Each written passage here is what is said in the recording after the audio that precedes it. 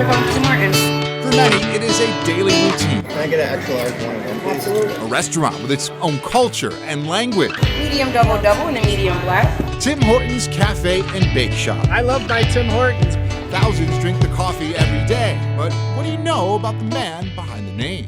Do you even know who this guy is? Do you know what he was and what he did? I think anybody that is 45 and younger has no idea who Tim Horton, the hockey player, is. Before the coffee and donuts, there was hockey. Timmy Horton at the blue line. Born in Cochrane, Ontario in 1930, Tim Horton rose to fame as a member of the Toronto Maple Leafs in the 1950s and 60s. Henri Richard gets a ride to the boards from Horton. The 5'10" defenseman, Horton helped the Leafs to 4 Stanley Cup championships, earning superstar status along the way. The guy was a walking legend. Former NHL defenseman and Buffalo Sabres broadcaster Mike Robitaille watched Horton as a kid growing up in Canada. I watched how strong and powerful he was and how he understood how to play the game, the techniques of the game, and he just became my idol. An idol on the ice, Horton was also a successful businessman, creating several restaurants in Canada before opening his first donut shop in Hamilton, Ontario in 1964.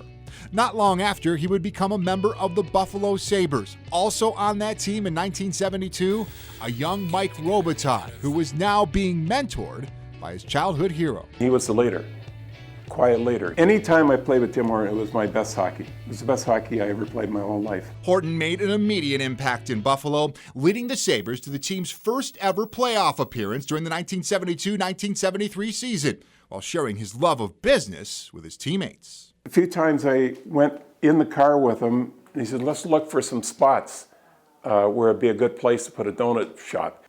What a brilliant guy, you know, to think that far ahead. The only downside to Tim Horton for me was I didn't get enough time with him. We lost him too early.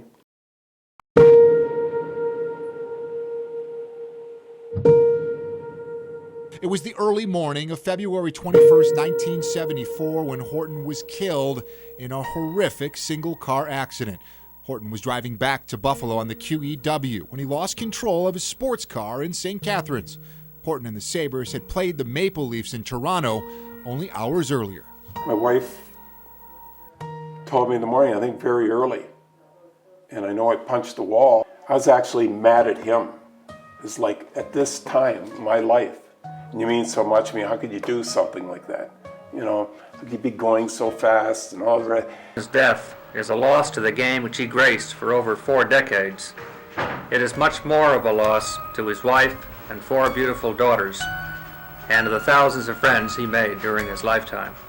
We had a game the next day, and a lot of us, I know I didn't, I hardly get through the game, I couldn't stop crying. I was so upset. You walk into a dressing room, and all of a sudden you're looking at that stall, and it's empty. At the time of his death, Horton co-owned approximately 40 donut shops in Canada. The first location in the U.S. opened in Western New York 10 years later on Niagara Falls Boulevard. As of 2014, Tim Hortons had grown to close to 4,600 restaurants, with perhaps the most unique location sitting at Harbor Center. This is the only standalone store in their entire franchise that is dedicated to Tim Horton, the hockey player. The one-of-a-kind store opened in 2014 in partnership with the Buffalo Sabres. I think you can look on the walls and see a lot of different things about Tim that you don't see any other place. You don't even see it in the arena. He was a very special player, very special to our franchise. And Tim Horton was inducted into the Hockey Hall of Fame posthumously in 1977. His number 2 was retired by the Sabres in 1996 and still hangs in the rafters at KeyBank Center. Imagine, do I still think of him? How can you not think of him?